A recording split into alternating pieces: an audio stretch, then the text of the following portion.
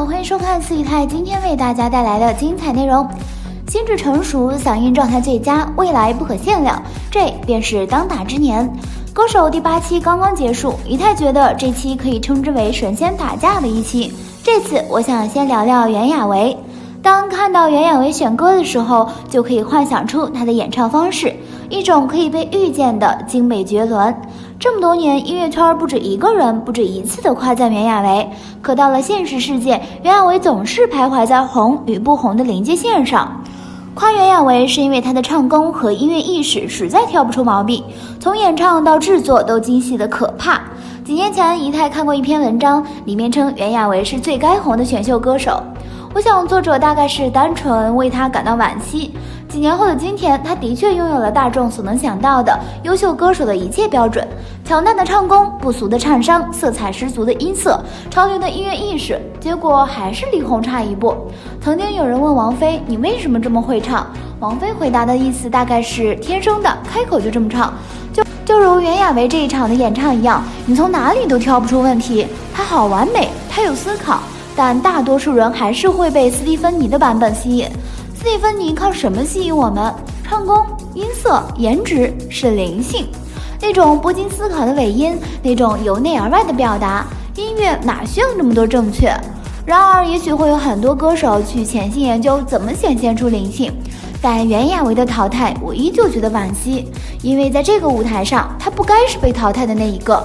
说太多也就没什么意思了。记得姚贝娜参加中国好声音那年，她说她好完美，没瑕疵，没弱点，天衣可以无缝，因为那是天衣。其实人的衣服也可以无缝，但人们会觉得它不真实，或者它是优衣库。其实袁娅维在歌手本期节目的表现十分精彩，但终究这是一个竞技节目，票数决定一切。2场相加排名最后，所以她的离开也就成了定局。对于袁娅维的离开，不仅观众不服，在线歌手也十分不舍。萧敬腾当场大喊我爱你，华晨宇泪洒现场。和所有人的情绪失控相比，袁娅维倒是无比冷静。她表示这样的结果自己很开心，因为没有在一个竞技状态下，很放松，这才是自己想要呈现的另外一面。可即使他如此冷静，在华晨宇前来告别的时候，他还是哭了。特别是华晨宇说：“你的音乐在我眼里就是封神的一样，你在我心中就是中国最厉害的女歌手。”袁娅维感动不已。说起来，歌手虽然是一个竞技舞台，但是在这个舞台上，歌手们是对手，也是好友，他们互相欣赏，惺惺相惜。都说人生得一知己足矣，对这些歌手来说，相对比竞技，有生之年能够遇见一群懂自己的人，这才是真正意义所在。许佳莹半途而废，只见她背着一个吉他上场，缓缓开口，前几句一直低吟浅唱，后半程进入副歌，马上拉开氛围，节奏随着灯光一拥而上，朗朗上口的旋律萦绕在屏幕，仿佛是一群爱做梦的人站在望不到边的空寂的公路上，唱着一个关于坚持的故事。如此打动人的演唱，还有什么好说的？第2名一点也不意外。这个时代唱歌亲民的歌手越来越少见了，这种世界民谣风格在华语乐坛有着非常大的可能性，却几乎要绝种了。中间那段经典转音虽然没有王菲灵动，但十分有活力。徐佳莹这种气息连绵的唱法非常考验气息，如果不考虑音域，徐佳莹的技术其实非常好。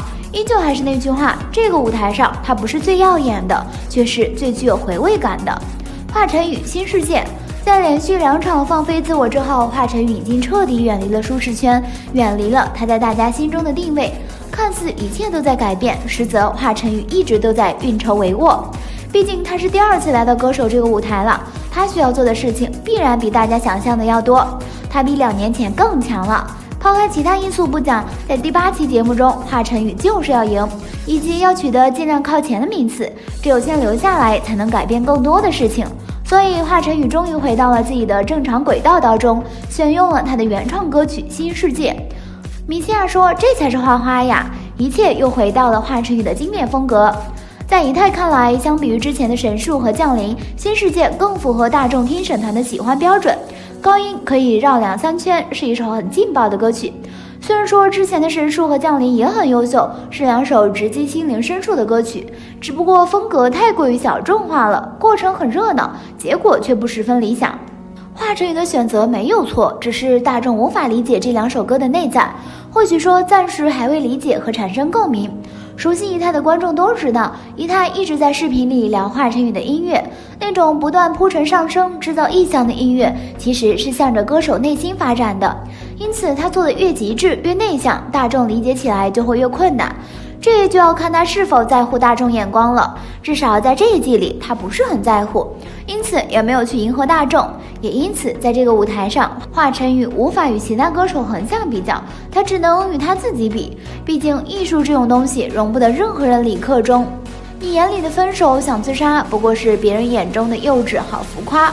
当你质疑别人的喜好时，就注定面临着别人质疑你的喜好，这就是艺术美妙的地方。萧敬腾，你啊你啊，前半段好讨厌，后半段好喜欢。前面那段木吉他演唱非常违和，钢铁直男在轻编曲的情况下唱呜呜呜呜哀呜哀，会有种被椅子腿磕到脚趾的感觉。像你啊你啊这种偏向女性化的作品，男生想唱好的方式不多，要么就不改变编曲风格，突出的不是人声，而是整体氛围。想象一下宋冬野的样子。或者颠覆性改编，大调小调来回变换，天马行空的让人忘掉原版。想象一下胡彦斌的样子，再或者改成摇滚，唱的接地气一点，像是萧敬腾后半段的样子。萧敬腾后半部分让仪态想起了茄子蛋，把京戏改成粗枝大叶，小情绪唱得风风雨雨，充满社会气息。如果这个版本精进一下，会非常有回味感。这时我就更想不明白开头那段木吉他的10几秒演唱是为什么了。米西亚 Into the Light， 他终于做自己了，这才是米西亚在日本的样子，而不是演唱外国人必听的10首日文歌，很典型的20世纪日本电子风味儿。场地换到了一个很迷幻的背景，有乐队还有伴舞。米西亚也是全程载歌载舞，还全程高音，艺术家的境界。但从听感上来讲，日文的感受不强烈，旋律的感受也稍欠深刻，他的高音阻力太大了，外力太强了，这使得他唱歌在中音与高音衔接时很不线性，声音忽重忽轻，很不自然，很影响听感。最后我要说，他的舞台都好漂亮，周深达拉崩吧给我的冲击感远大过女生唱黑嗓。说实话，在此之前，仪态也只听过薛之谦版的达拉崩吧。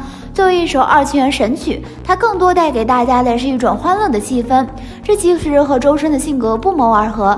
当动次打次的2次元音乐响起，一场动人心弦的一人演绎多绝表演随之而来。周深灵活变化的4种声线，配上极乐净土的魔性舞步，一场简单的歌曲表演让它升华成了一部欢快的情景剧。唱歌最重要的不就是让人开心吗？周深真的做到了。8期以来，周深和米西亚是唯2没有淘汰危险的首发歌手。除了演唱自己的作品外，他的选歌一直都不走寻常路，比如他曾经选择毛不易的《无问》，本期更是大胆地将达拉崩吧搬上舞台。令人欣喜的是，不管他唱谁的歌曲，驾驭什么样的曲风都不会违和，一个人唱出了一部电影。4个角色的无缝衔接，不同唱腔的轻松转换，加上他魔性的舞蹈，简直神奇无比。本期排名第1，这是他继第6期之后再夺第1名，可喜可贺。一档音乐类节目如果和竞技挂钩，最后难免要分出高下。一群好歌手同场打擂台，影响名次的因素不只是唱功，舞台魅力、选歌品味、现场效果，还有听众缘同样不可或缺。在歌手的舞台上，简单的炫技高音从来没有赢得真正的桂冠。对音乐的不同形态的着迷，对歌曲背后灵魂的求索，这才是这档节目真正的魅力源头。